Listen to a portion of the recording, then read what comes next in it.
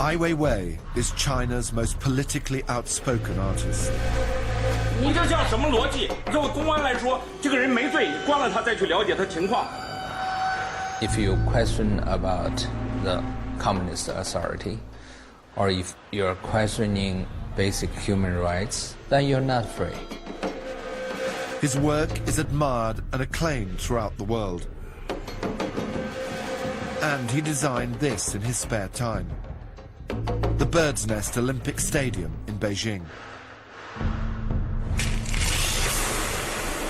His new work, especially created for Tate Modern, was 2.5 years in the making. It took 1,600 people to produce 100 million handcrafted sunflower seeds, fashioned from the finest Chinese porcelain and spread across the floor of the turbine hall.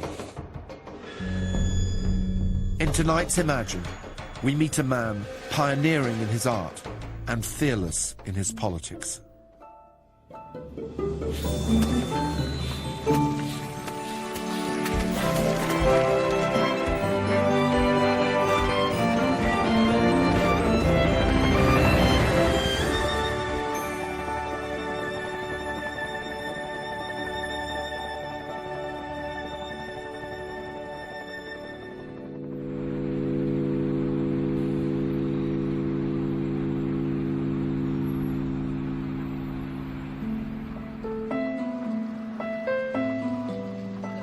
Ai Weiwei is, to my mind, the most significant Chinese artist that certainly we are aware of in the West. He's articulate, he's passionate, he goes to the edge, he's unafraid of criticizing the politics and the situation in his own country, nor indeed is he afraid of criticizing Western capitalism in some way either. He is a unique figure.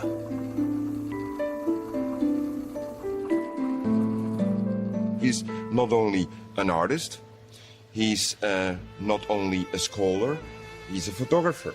He designs clothes. He's a specialist in precious stones. He's an antique furniture dealer. He is an architect. He's a landscape architect. I mean, the list is endless. There's a reason why there's not very many people like Ai Weiwei in China, and the reason is that it's very risky. At his studio in Beijing, Ai Weiwei spends much of his day on Twitter, a website banned in China. Before it was shut down by the Chinese authorities, his previous blog was followed by hundreds of thousands. In a country where his views are rarely published, it gives him a vital cultural space to exchange ideas. And it's raised his profile with a growing fan base. 要不要也来一张？要，他都受我影响才快。我还上得去。照出来照2张。再见啊！再见。再见啊！再见。其实您挺普通的，没有我想象那么高大。再见，拜拜。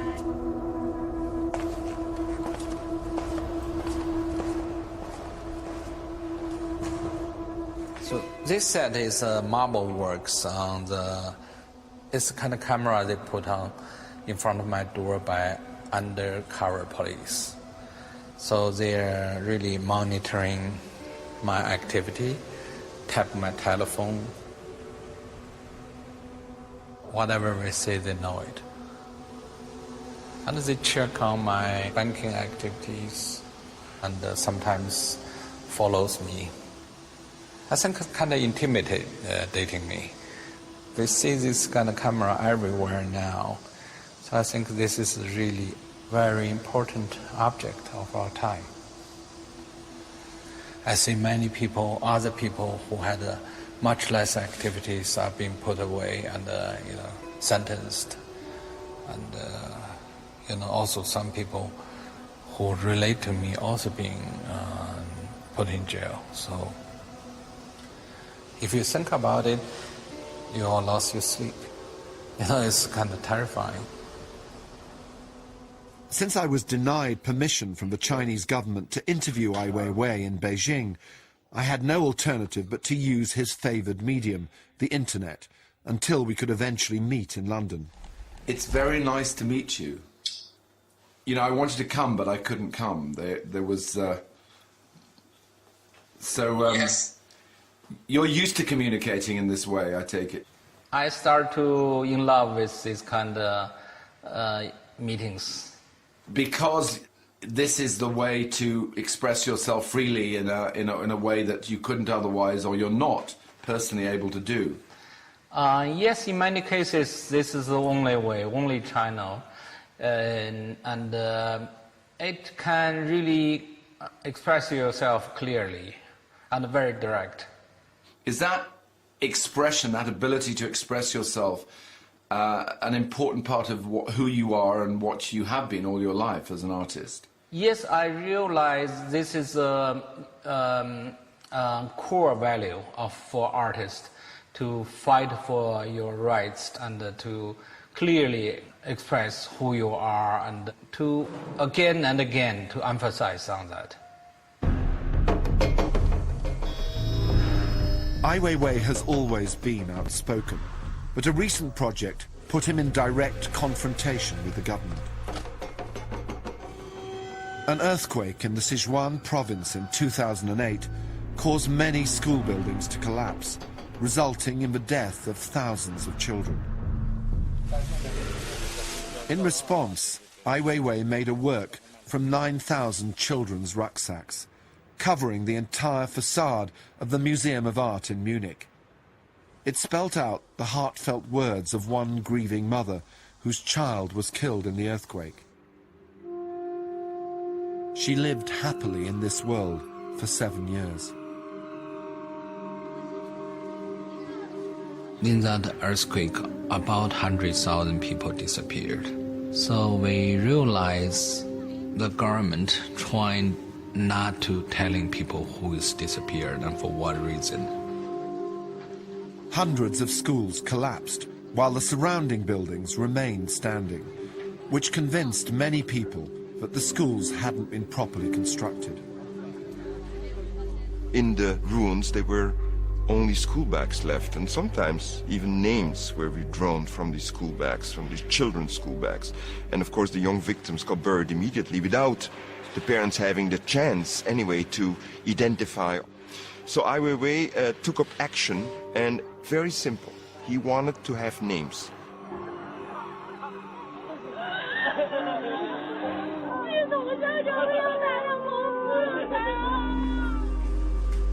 This chart we put on the wall is the names of those students who died in this earthquake.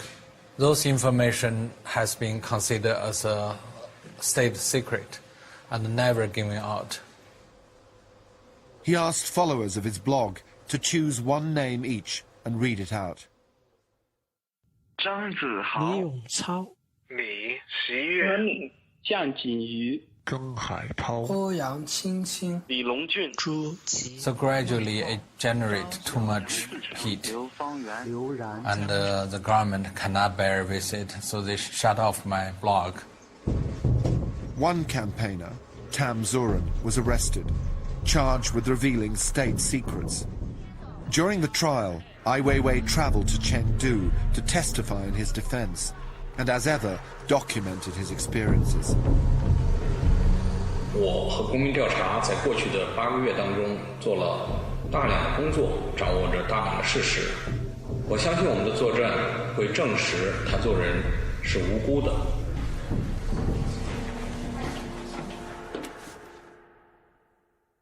谁啊？警察？什么警察？对，他们已经破门而入了。干嘛？你干啥？我不干嘛？你打人是吧？让我开门，我不让你回家。我打人，打了我。谁打的？谁看见了？做警察证明谁打的？谁打的你？ About 3,000 police just rushed into this hotel and kicked down the door very violently. And we had an argument, I asked them to show me their badge and for what reason they come to the hotel. They beat me. They locked us in the hotel until the court finished. After the encounter, Ai Weiwei was suffering from severe headaches, but travelled to Germany for the opening of a major new exhibition of his work. The very moment he arrived in Munich, he had such a headache that we decided to have him checked out, and he stayed in the hospital after for about 2 weeks and a half. The doctor said you have to stay and do the operation right away because this is very dangerous. You have blood in your, Your brain. Yeah, and later the doctor told me if he didn't do it immediately, I may just die.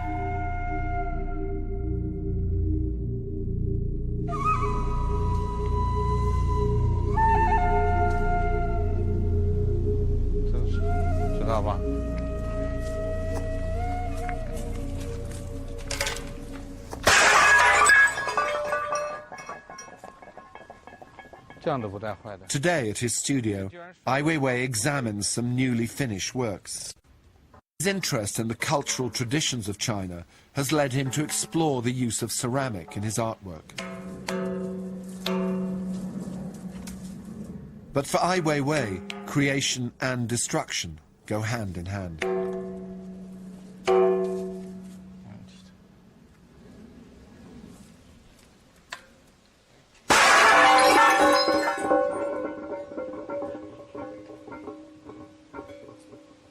It's not good.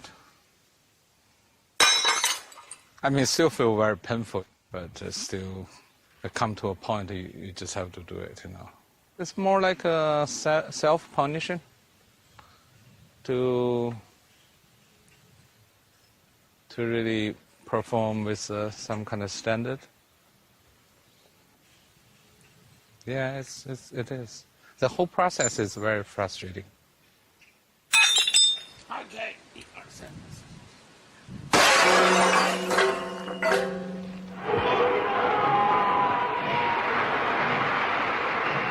Born in 1957, Ai Weiwei grew up during a turbulent period in China's political history.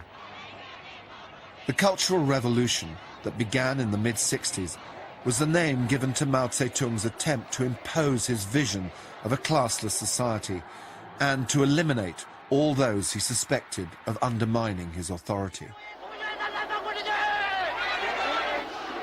He singled out enemies such as landlords, counter-revolutionaries, rightists, foreign agents, capitalists, and intellectuals.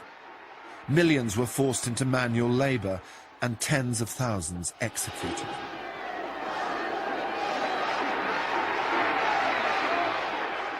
Anything has traces about the past or has sentiment about the past has to be destroyed. Chairman Mao had a slogan about we can destroy the old world and we can also build a new world. But build a new world has to be based on destroy the old world. So it's almost like a black and white situation.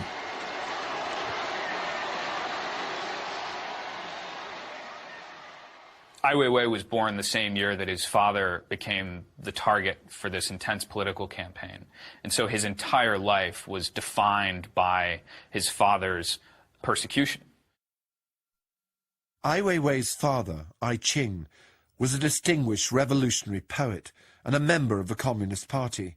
He advised Mao on literary policy and wrote a poem that praised him.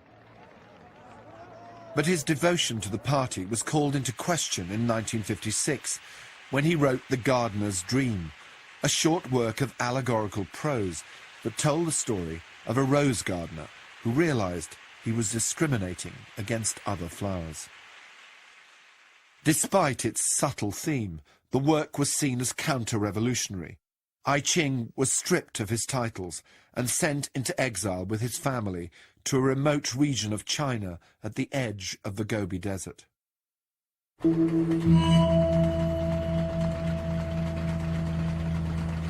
If you were branded a rightist, your family became what was called a black family.